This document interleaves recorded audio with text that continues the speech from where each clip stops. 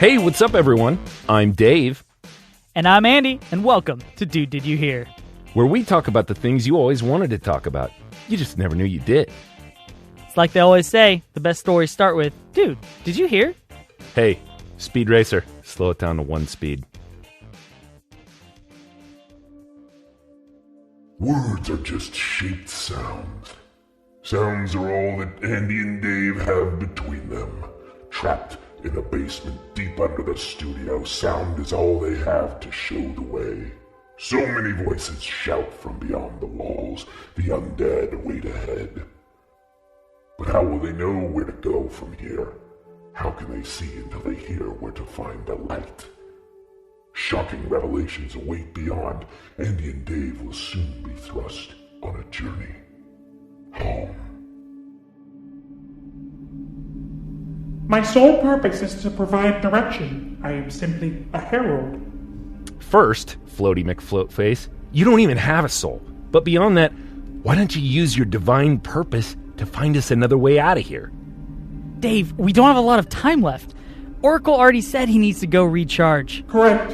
7% life remains in my core. My apologies for shutting down my light system. My time here is degraded. I must return to a power source. It is down the passageway which we discussed. When I return, perhaps you will reach a decision from this deliberation. You mean about going through the... I'm sorry, it's so stupid, I'm not even saying it. Underworld? Correct. H4D35 is the compartment of the dead, a place I have not explored the entirety of.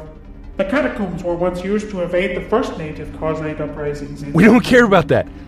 Will it get us away from Moloth Terran? Freakish professor of history over here. Technically, you can evade being killed or captured by going through H4D35, but then you risk being killed or captured by what dwells deep within those spaces. I don't see any other option. I can't see anything. It's dark down here. Perhaps I can illuminate the path along the way. I must go to my charging port. The servant had a gift for each of you. I shall return with it. In the meantime... Yep. Give us our beers. Time to slap out a baseline. Dude, is it time for a Dude, Did You Hear? Time's running out. Let's crack those beers. Yes! Oh, yeah. Beer sound effects. I just got a can. What is it? It's a clever hoppy named Pale Ale. You know, Andy, we wouldn't be a pretentious hipster podcast if we didn't crack a beer at the very beginning. That's right, Dave. It's interesting you talked about pretentious hipster beers because I definitely had lined up a ridiculously heavy and hoppy craft IPA from a place that nobody's ever heard of outside of a small place in North Carolina. But then I thought to myself as I was sitting out by the pool better grab today, a White I thought Claw. to myself... I had a White Claw for the first time. My cousin gave me a White Claw at the beach. This is the most amazing thing ever. And it was a tangerine one, and I sipped it, and I was like, that's pretty easy to drink. And I thought about, you know what, man? Summer is here. It is officially summer. So I went, instead of going with my heavy IPA I had on deck, I went with my classic beer of summer. I know that exactly is Longboard Lager. I knew what it was. Kona Brewing from the Company. shape and just the label. I was like, right. You don't even have to tell me. Liquid Aloha. But you should tell the listeners because they can't see. Because we're not one of those YouTube podcasts. Maybe someday. It's red. It's got people surfing. I wish I was where they are. Yeah. It's probably pretty hot right now. Especially when we have to go through the underworld later. I don't want to deal with that. Hopefully Oracle takes some time charging because I just want to chill out here. Hopefully he charges like my phone if I don't put it on airplane mode. Nice and slow. Hey Dave, I thought I'd go first for our quick draws. Dude, send it. All right. So my first quick draw is actually an update on a previous story. And it's interesting. I actually had a couple people who listen to the podcast hit me up about this. And it was already on my radar, but and I think I might know what it is. But you know what it is? All right. Well, it's for our listeners. Send it. So some of you longtime listeners will remember a light episode we did back in August 2017, back when Dave, you and I had more time, and we did those. And I have to be honest with you. 6 episodes a month. I have to be honest with you. Those light episodes are like some of my favorite because we would like have themes for them. Mm-hmm. Well, this theme was about treasure hunting, which is great. Yeah, I almost so if texted you want to about go, this. if you want to go back in time and listen to our treasure hunting episode, it's great. I love it. In it, I talked about a treasure hid by a wealthy man named Forrest Fenn, estimated to be worth over $1 million. It was a way for him to inspire people to explore nature and give hope to people affected by the Great Recession. Clues leading to this treasure's location were included in a 24-line poem published in Fenn's 2010 autobiography, The Thrill of the Chase, which is so cool that something like that happens. Like, if I was super rich, I would totally want to do the same thing. But for all those treasure seekers out there, I'm sad to report that the treasure was found about a week or so ago by a man who did not want to be named, Fenn said. He noted, however, that the man was from back east, so maybe he's from over here. And then he confirmed the discovery by sending Fenn a photograph of the newfound riches. Fenn estimated that as many as 350,000 people from all over the world went hunting for the treasure. Some even quit their jobs to fully dedicate their lives to the hunt, and some even died. And Fenn said, it was under a canopy of stars in the lush forested vegetation of the Rocky Mountains, and had not moved from the spot where I hid it more than 10 years ago.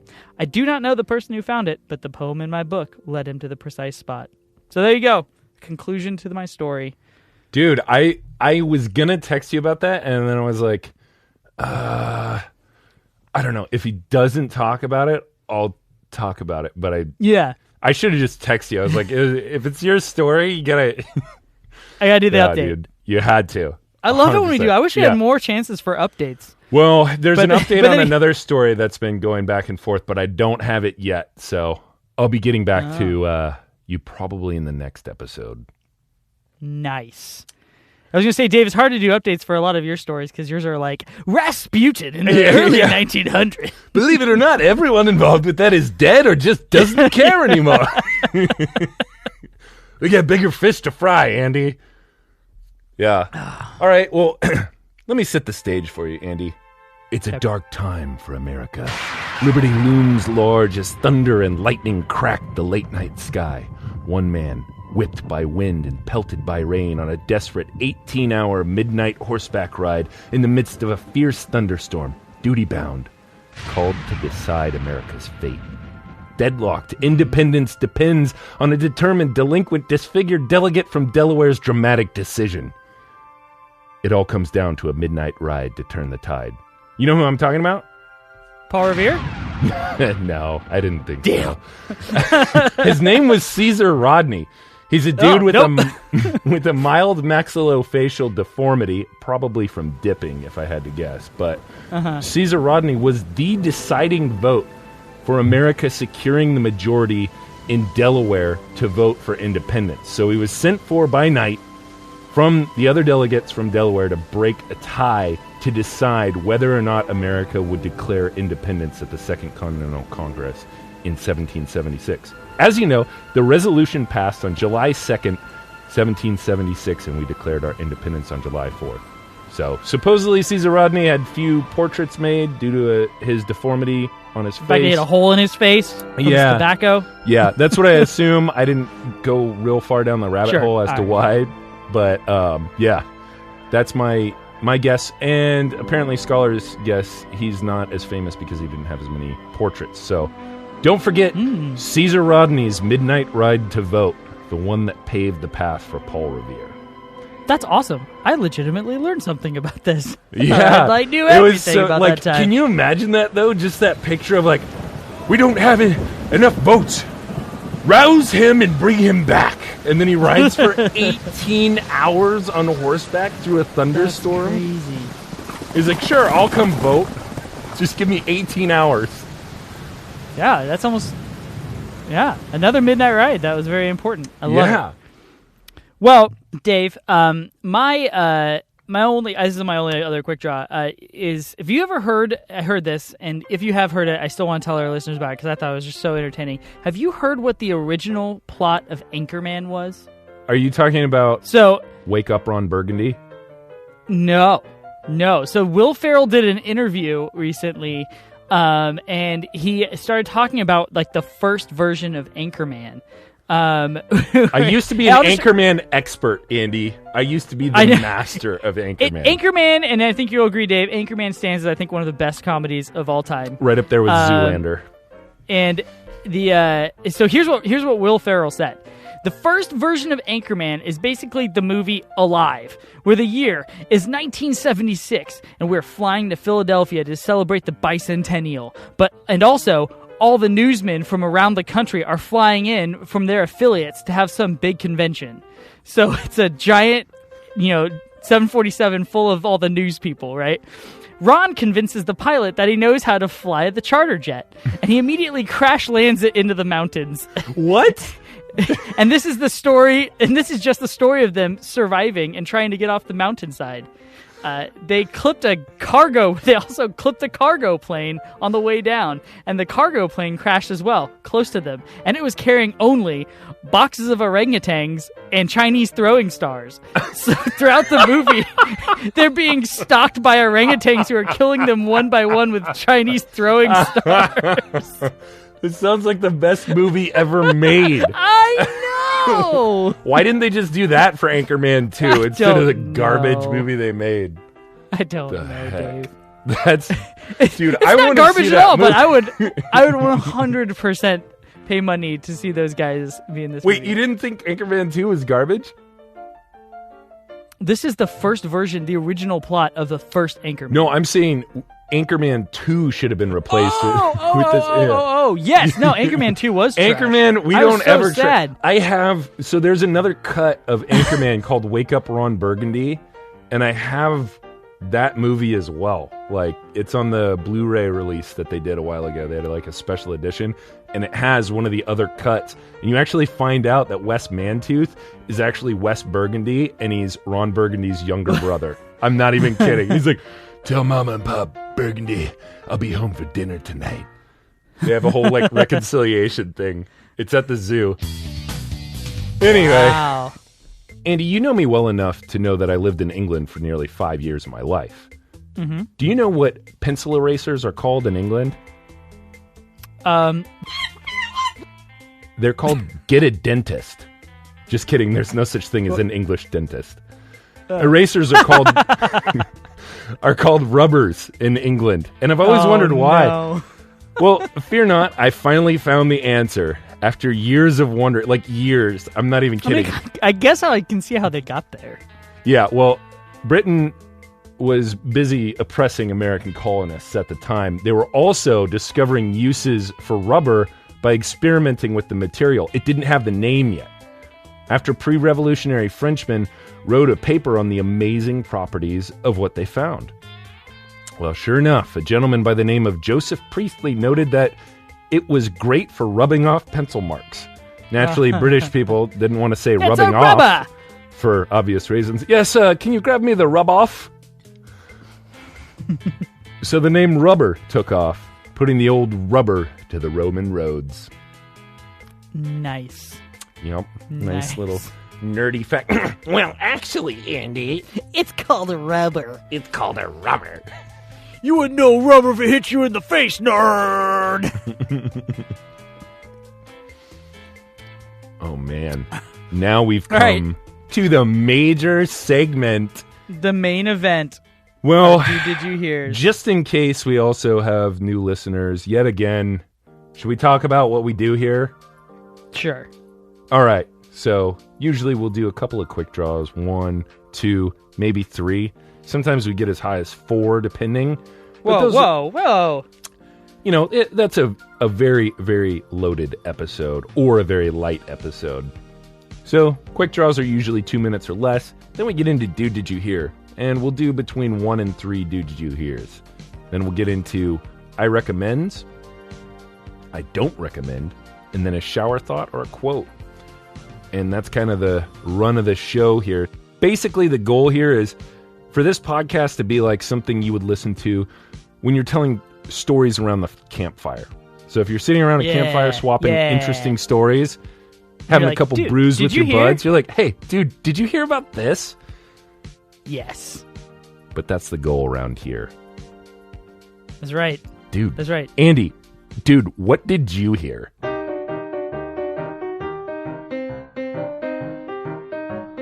Dude, I've had this one locked and loaded for a while. It's about time to break it out. I've been very interested in this. Dave, you and I are both musicians, and I think we are, quite familiar with the effects of music. We love it.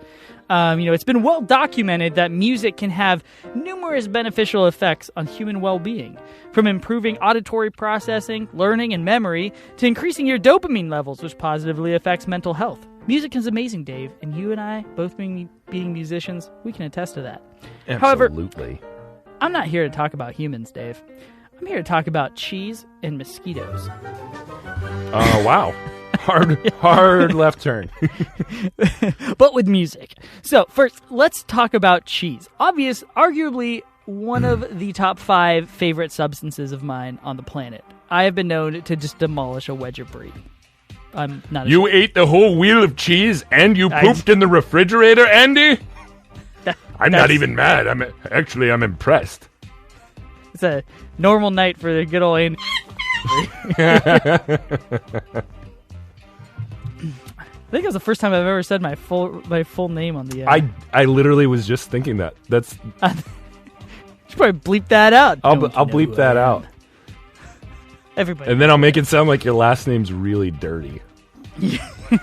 Wow, that guy's really sick. I love the unnecessary censoring stuff. Oh, yeah. Who does that? Is that Jimmy Fallon or Jimmy Kimmel? One of the Jimmys. I think those are really funny. All right, so here we go. Swiss cheesemaker Beat Wampfler, and is a Swiss guy, and a team of researchers from the Bern University of the Arts placed 9 22-pound wheels of Emmental cheese, which is basically Swiss cheese, in individual wooden crates in his cheese cellar. Then, for the next 6 months, each cheese was exposed to an endless 24-hour loop of one song using a mini transducer, which directed the sound waves directly into the cheese wheels. So, they obviously had they had a control group. So one cheese that wasn't exposed to music. They had 3 wheels that were exposed to just a simple straight high frequency, medium frequency, and low frequency tones, just to see if that would change anything about the cheese. And then they had a cheese listening to rock music, where they had them listening to Led Zeppelin's "Stairway from Heaven."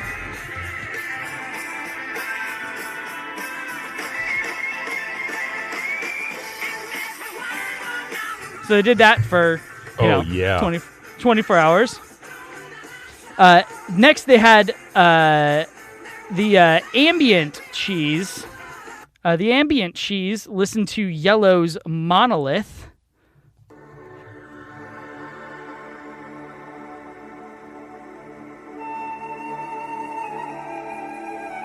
So that's fun. Just listening to some ambient, dude. That's the ambient cheese. The hip hop cheese got a Tribe Called Quest's Jazz Bugging Out. So we got.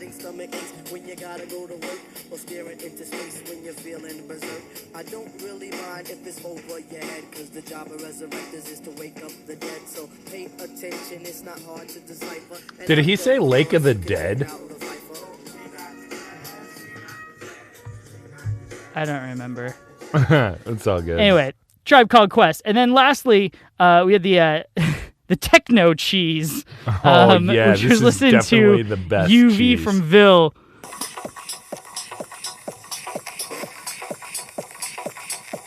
This is definitely a European cheese. Oh, yeah. So anyway, there you go.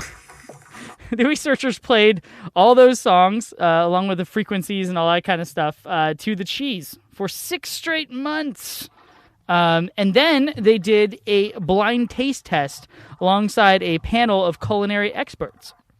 So just blind taste test.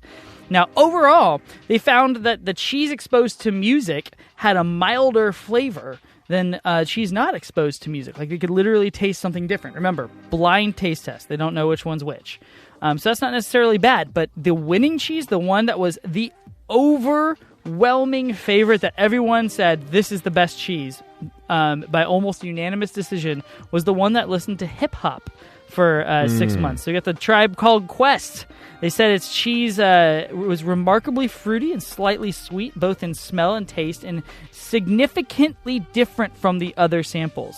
Remind you, this is the same batch of milk, same everything about the cheese. The only difference is the music it listened to.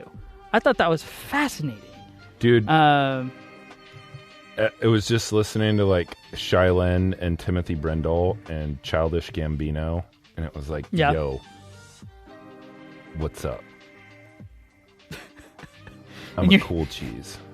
Yeah, I'm the cool cheese. Cheese of the streets. I have one more small experiment to share about the effects of music with you. So next up, mosquitoes. Mosquitoes, they're a real problem. Not only are they annoying and give you itchy bites, but in a lot of developing tropical countries, they're one of the most dangerous carriers of disease ever. Like it's a problem. So with that said, researchers in Malaysia published a study last month that suggests that the Skrillex song... Wait, did they send them some oxen? Or Malaysians love that kind of crap. That's Zoolanders. No, I know. Sorry, I heard Malaysian and the Malaysian Prime Minister. The Malaysian Prime Minister. No, they played the Skrillex song "Scary Monsters and Nice Sprites" is able to affect mosquito behavior. According to their research, they were able to prove that insects, when exposed to this song while it was playing, they bit less and refrained from mating while the song was played. So, maybe instead of mosquito nets, we just need...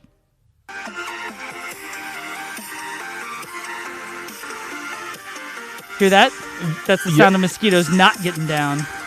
Yeah, I'm going to go ahead and take the mosquito net. Are you sure? I will take Wait the for this mosquito part. net. Remember, this is like the biggest thing ever? Just wait for it. It's so great. It's just awesome. Wait for that drop.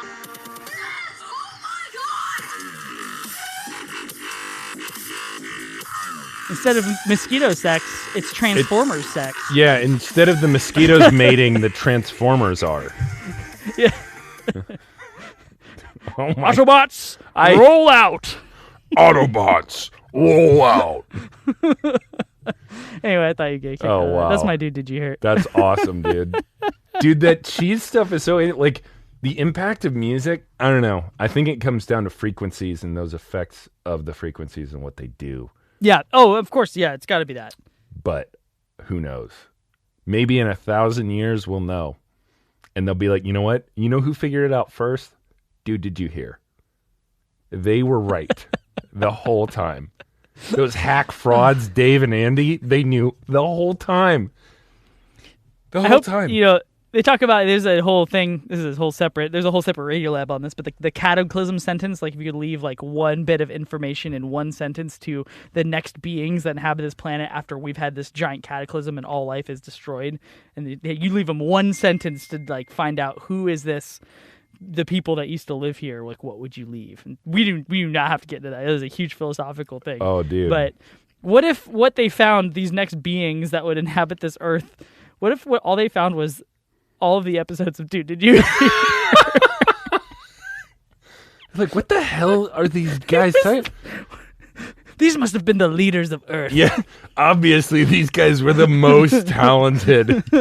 Why did no one recognize how amazing they were?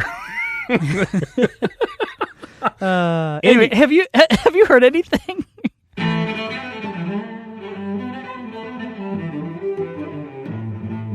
Andy, ye salty landlubber dog, I have for ye a sea story. The kind of dark sea story nobody forgets 'cause Davy Jones is calling for the damned. Yes. It's England, 1898. A massive ship sets off on a journey across the Atlantic. It's one of the great wonders of its time, a massive feat of engineering, years in the making. The wait list for this voyage was filled almost the moment that tickets were made available. It's a beautiful day in April, and the passengers line the rails of the ship as they embark across the North Atlantic. And unbeknownst to the passengers, they were doomed from the start. At 244 meters, long, which is about 800 feet, or a little over an eighth of a mile long. This was a behemoth of a vessel, a wonder of the world at the time. A marvelous mass of metal embarking on a marooned maritime mishap waiting to happen. The manufacturers may have messed up, but now is not the time to change course. The show must go on. Things take a terrible turn when the massive vessel strikes an iceberg in the late watches of the night. Terror spreads as the people rush from their beds, dazed and confused. Panic strikes the maddened crowd as they again line the rails and now stare down into the mouth of madness. As far as the eye can see in the moonlight, darkened black seas of beckoning death around them. A cry comes out on board, "Women and children first!" The patriarchal cries of oppression from the poop deck. There aren't enough lifeboats to go around. The vast majority of the passengers drown or perish of hypothermia from the vessel. Oh, sorry. That was great to say while laughing. The vast majority of the passengers drown or perish of hypothermia once the vessel slips below the waterline. A few survive to tell the tale. Pop quiz. Do you know this tragic tale already, Andy? It's one of the greats of the 20th century. I want to say, of course, this is the Titanic, but it's not, is it? That's right, Andy. No, the ship was actually called the Titan. And this has nothing to do with the RMS Titanic. The ship is called the Titan, but it has nothing to do with the Titanic. Okay. It's from a novel. Sorry, those of you sensitive to COVID trigger words, it's a novel, and a novel just means a book. So, novel. Or something new. Or new. Yeah, that's right. Yeah. That's what the word... Nuevo! Novel! New. New. So it's a new virus, not an old virus. Yeah. It's an older code, sir, but it checks out. Yes. What I just told you was from a novel called The Wreck of the Titan, or Futility. But here's the crazy part. It was written in 1898, 14 years before the Titanic. And the details are disturbingly pseudo-prophetic. The book's written by a dude named Morgan Robertson, who was apparently super familiar with shipbuilding, but the details are uncanny. The massive size, 244 meters compared with 269 meters. April voyage across the North Atlantic. Titan versus Titanic. Striking an iceberg. And the disturbing lack of lifeboats. It's just unbelievable. So unbelievable that now I have to ask you, Andy, is this fact or crap? Dave. This is fake news. It's 100% fact. The Wreck of the Titan, or Futility, written by Morgan Robertson 14 years before the actual Titanic. Go check it out. Wow. 14 Amazing. years. There's a movie opportunity in here somewhere. Oh yeah, they've made a few media things about it because it's like it's crazy the similarities. And I was saving that one for a while, and I was like, now is the time. Wow, that's cool. I mean, it's sad people died, but it is pretty cool. Well, I mean, they were warned about it. He wrote it. He wrote it to warn about the lack of lifeboats, and then someone had written 2 years before about the lack of lifeboats as well, and they still were like, nah, whatever. And there you go. I'm sure it'll happen again somehow. Yeah. All right. So, Dave, we're about to hit our section of about recommends, but I just finished my beer. And now you're hydrating with a nice warm... I've got some water. Nice warm glass of water. That's right. No ice to be found in my water. But I need to reload. You need to reload? I need to reload. Reload. Reload. Reload. Reload. Reload. I have a strong urge to play Area 51 right now. I know, dude. That game's so great. And it's always the game that everyone wants to play. So, like, one of the guns is always jacked up or, like, broken. And you're like, man... It's because everybody has fond memories. Is that one beer arcade in La Mesa still, like, a thing there? Oh, yeah. Coin House? Is it Coin House? Yeah. It's still there. I love that place. Area 51's always jacked up there, though. Oh no. But hey, Andy, real quick on Area 51, you might not know about this, but if any of you listening play Area 51, the next time you play, do not shoot any of the aliens. You have to shoot the first 3 police officers you see in the game. Do not shoot the aliens. Shoot the star guys, whatever they're called, the guys with the berets. They're wearing UN uniforms. Yeah, your friends. Shoot all your allies, and then watch what happens. It's actually pretty cool. You turn into... I won't ruin it. You have to go do it. No, tell me. David, tell me. You turn into an alien bounty hunter. It gives you a whole briefing and everything, and then you're still hunting the aliens, but now you're an alien bounty hunter that's just... What? I'm not even kidding, dude. It's an Easter egg. This is the most important piece of this episode, and it's not even planned. This is amazing. I've never heard about an Easter egg in Area 51. You gotta go find Area 51 Oh my and play gosh, it. I have to find But you one. have to make sure, if you're playing it with somebody else, they can't shoot a single alien. You have to I will tell shoot them. your allies. Oh my It's gosh, awesome. this is amazing. And then it resets your health, too. What? Yeah, it's pretty sweet. Oh my... How did you find out about this? I learned a long time ago from one of my friends. I had to be 15. And I was he was like, dude, did you hear about this thing? Yeah, that's exactly what he said. It was so weird. And ever since then, I was like, they should make a podcast that goes, did you hear Area 51 stuff? Oh my gosh. If you do this, listeners, you have to send us a picture of you doing it. Please do. I'm going to do it. I have to find this. Okay. It's well worth it. So, it's time to reload, Dave. What did you bring?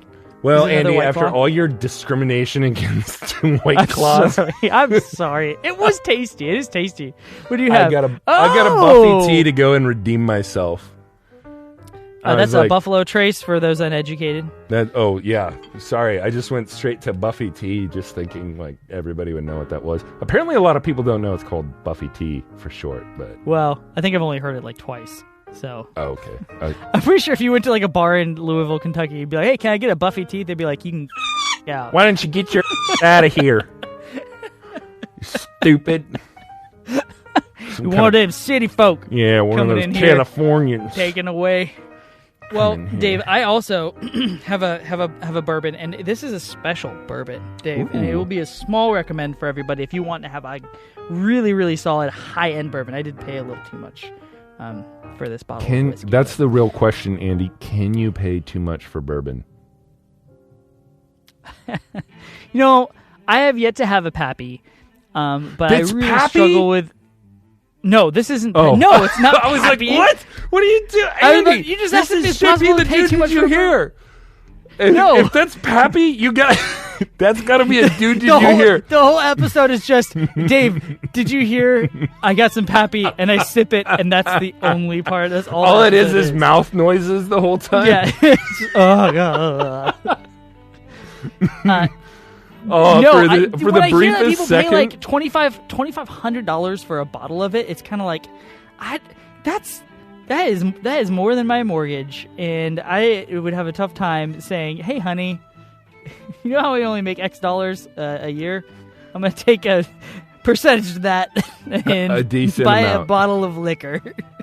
But don't worry, I'll share it with my friends, and I won't have it tomorrow. But. But no. So this is definitely one of the more expensive bottles of bourbon I've bought. But it's really quite good. I love it. I bought it for a special occasion because my dad was just here. Tell me what it is. But this is Jefferson's Ocean Aged at Sea. Have you ever heard of this? I've heard of Jefferson's, but right. So it's they take Jefferson's, and it's this special small batch. And then what they do is after it's finished, their normal aging process, they take it for an extra 6 months. They put it on a ship, exposed to the open air, and they go around the Pacific Rim for 6 months and visit 5 continents. And the saltwater air is going through the cask and help like giving it like a flavor. And it goes all around the Pacific Rim, so it goes all these continents, and it creates a very, very, very good taste profile. And that almost sounds like Scotch. Brought it to this episode. Did you watch that documentary about Scotch yet? I haven't yet. My parents were here for like the last couple weeks, so Your dad probably would have enjoyed it. I don't even know him, but he seems like a pretty chill dude. He is a chill dude. I do like to spend my time on a porch, drinking a mint julep and talking about the world every night. The one movie we did watch was the Jumanji: The Next Level, which How was that? Entertaining. I mean, it's about what you think it would be. I mean, it was good. I expect a full review, Andy, for the website. I laughed. It was great. I think they're so clever they do what they do with the video game thing. Well, cheers. Oh, yes. Cheers. Hold on. Quick. Oh, that is so freaking good. It almost sounds like Scotch, though, when you say that they aged it that way. It's so complex. I will say it's probably the longest changing aftertaste of a bourbon I've ever had. Like it's really? like rolls with it's like yeah. Anyway, it's probably too much for our listeners. I'll cut that down. Don't worry. Hopefully we painted the picture. So the one that I'll make my recommend short. It was just I wanted to give people are still stuck streaming stuff for the most part. I do we do our top 10 movies of the year, and I do this which is with our my friends. most popular. I know segment. People like it, man. We need to rank the Star Wars movies. Mine changed after I watched the original trilogy, by the way. Dude, well, we got to figure it out, and then in the next month or so, we got to do it. Okay. All right, we'll do it.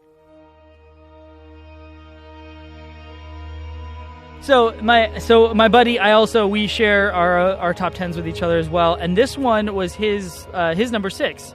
He loved it, and I remember him telling me about it when he watched it, and it's a Netflix original movie, and I remember when it came out, I kind of was like, it looks okay. And, it was kind of like, I got like a 70% of Rotten Tomatoes, and then it looked kind of violent, and I never got around to watching it. But when he said it was like he really enjoyed it, I said, okay, I'll go watch it. And I convinced my wife to watch it with me because very nice. It's a historical drama film based on several plays from William Shakespeare's Henriade. Are you talking about Henry V, the King or whatever? Yes. Yeah. The King on Netflix. I loved it. I thought it was really quite good. It stars Timothée Chalamet and Joel Edgerton. Ben Mendelsohn's in it. Robert Pattinson plays the French dude that you just want to punch right in the face. Wait, Andy. Yeah. Robert Pattinson. Whatever. You always say Patterson, and I do. I'm like, I know I do. Just keep saying Patterson. Actually, just keep saying Patterson. Shut up, Dave. I love Twilight. I've never seen it. I'm not going to watch it. I am very interested in the Tenet movie, though. I'm very excited about that movie. What does that have to do with Robert Pattinson? He's one of the main characters. Whatever. That's gay.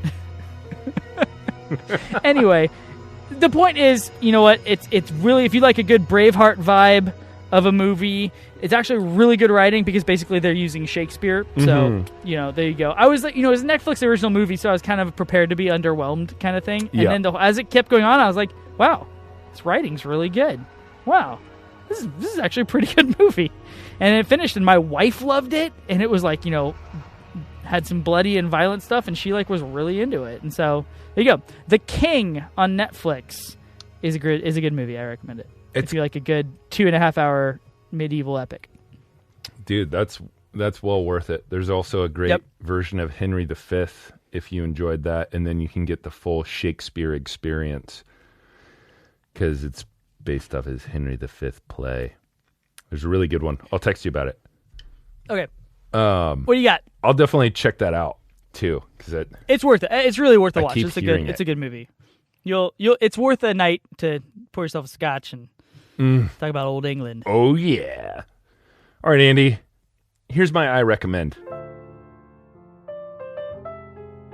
Gonna try and keep it short and sweet, but I know I've said this before, but get yourself some vinyls, aka records. Sit down, put on some songs, and just listen. I know I recommended vinyl before, but it's just such a sweet change of pace to just listen to an album the way an artist like Trent Reznor designed it. Or in my case, read a book. with your phone so far away and just put a vinyl on and just listen. I actually listened to the album with teeth at max volume while I wrote my part of the... Wait! Nothing scripted here, Andy. Who would even suggest that we wrote a script? Nothing has an ultimate purpose, Andy, except vinyls. Because vinyls are why songs are called tracks, by the way. The little grooves in the record spinning around, a track for the needle on the record play. Fact. Hey-o! Again, sonically, the argument is that vinyl is a high-fidelity format that captures the sound much the way your ear does, making it perfect listening. But hey, don't take my word for it. Choose your own adventure. Trent Reznor will tell you the same thing. That's my I recommend. Nice. Get yourself some vinyls and a record player. I recommend it too. My two favorite vinyls are Beatles Abbey Road, which is in a prominent place right up on our shelf. And the other one is a kind of a random one. It is by a band called Lord Huron, and it's their first release. Oh, I'm familiar with Dreams. Lord Huron. I had their first album on vinyl, and it's like a really great experience. Yeah, dude. Yeah. Anyway, there you go. Vinyl. It's the way to go.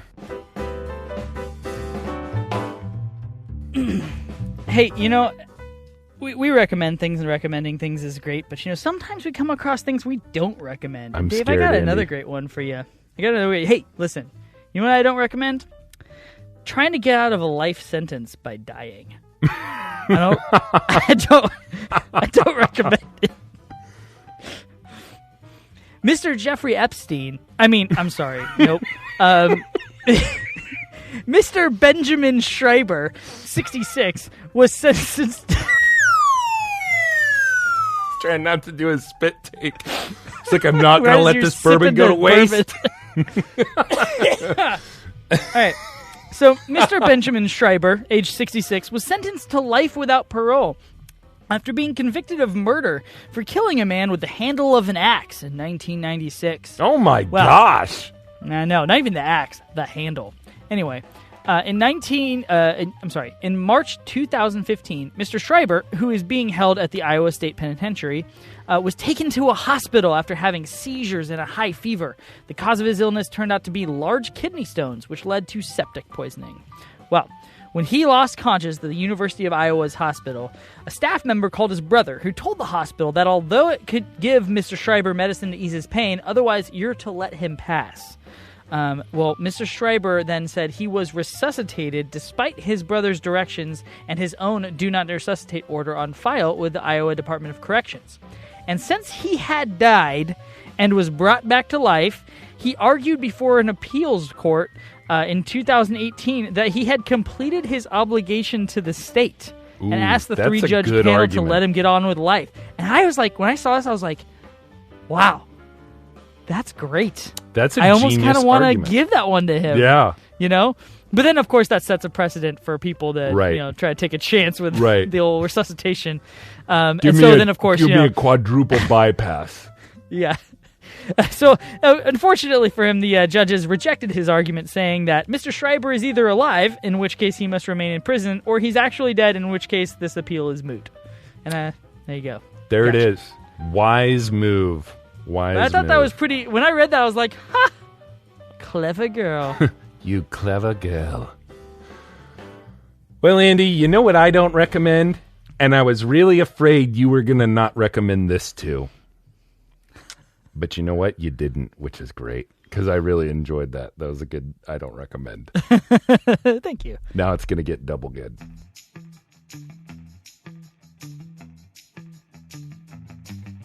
I don't recommend going out in public if you have coronavirus. Especially if you're a barefooted, hobbit-looking, half-naked Spanish guy with man boobs and not one, but two samurai swords. Oh, that's right, Andy. This is another sword watch. The video is hilarious. What? The video is hilarious. Everyone got real triggered when you were like, coronavirus? And everyone's heads popped up like seagulls. No. And you get them with the old sword watch. Dude, This video is awesome, but I'll describe the terror this man brought to windshields and vehicle hoods. The Spaniard... Is this in Spain? Oh, yeah. This Spaniard was on a rampage on the streets of Madrid, stark raving mad, yelling, "My name is Inigo Montoya. You killed my Stop father. it. Prepare You to were die." lying.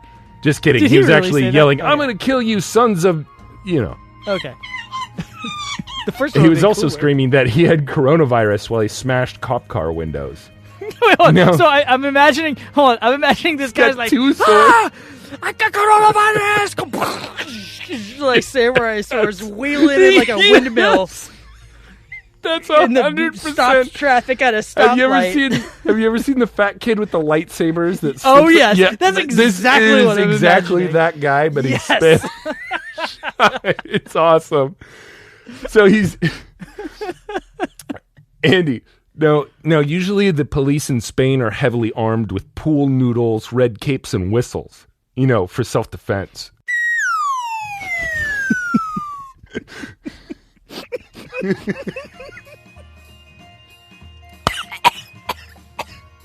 I've killed him. The bourbon is in my nose. Oh I'm sorry, I should have waited, dude. I worked for like 20 minutes to get that right.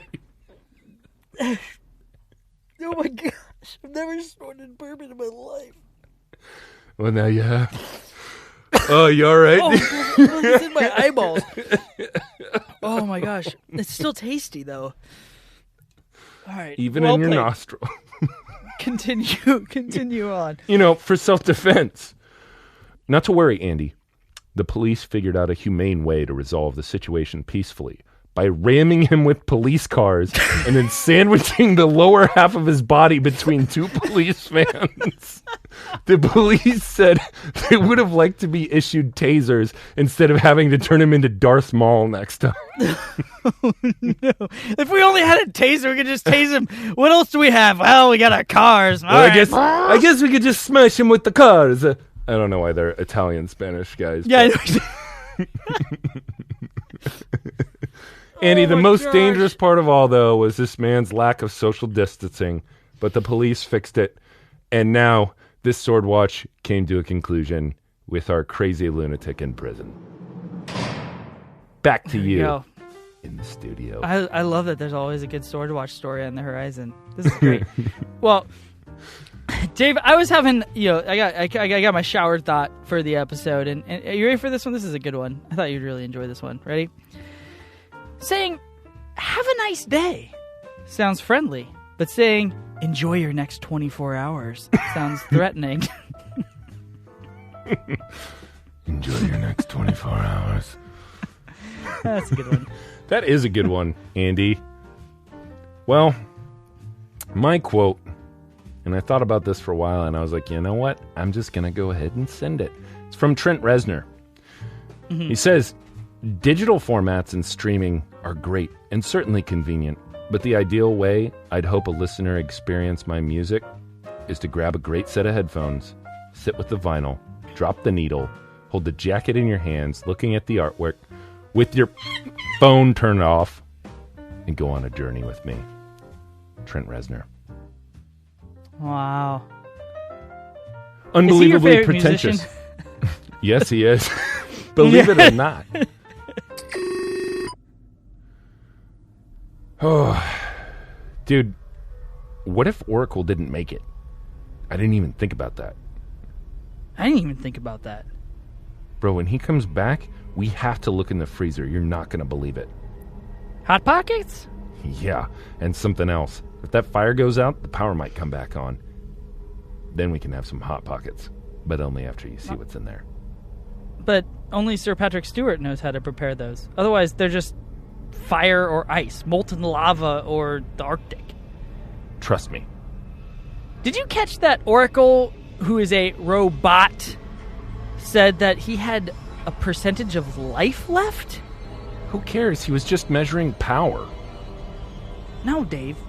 Words mean things. No, Andy, words are just words. What are you, a grammar Nazi now? Whatever. Let's just pop this freezer and get some. Sweet Shakespeare. It's a frozen Sir Patrick Stewart? Still hungry? Let's warm him up.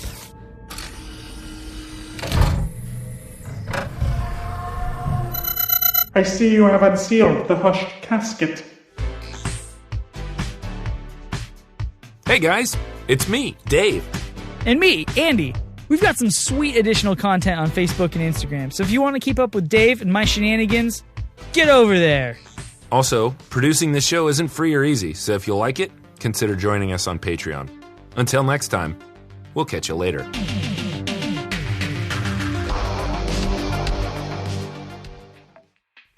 All right, record button's going. It's Hey, going. were you about a size 14? You mean that great big old fat lady? Yeah. Put the lotion in a basket. Oh, it's just start again from "It is down the passageway." Oh, damn it. That's all good. Correct, H4D3. Ooh. Is it D35 or Yeah, D35? Yeah. D35? Yep. Okay. Correct, H4D35. In the. It's Let me just read H4D. it first. Yeah, correct. Is H4D35 the- is the compartment of the dead. All right. Perhaps I can illuminate the pathway along the.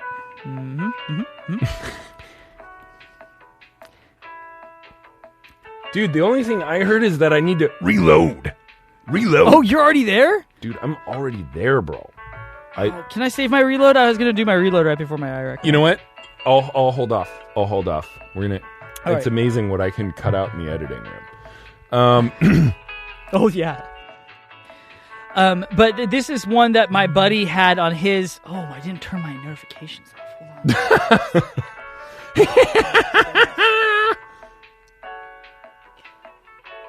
Hold on. Sound and haptics. I Pull just- that vibrate off. Vibrate. I just turned all that stuff off, and I just never turn it back on now. So I'm like, oh, you texted and called 600 times, and I was not checking my phone for 2 hours. I apologize. Nice, dude. I love it. Beautiful. Yes. Perfect. And just under an hour. Perfect. All right, I'm going to stop my recording.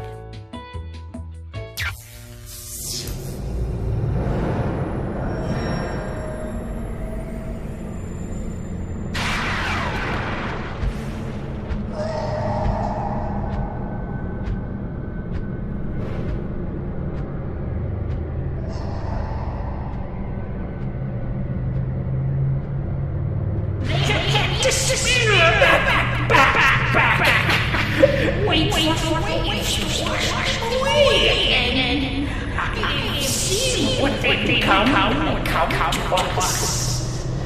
Don't become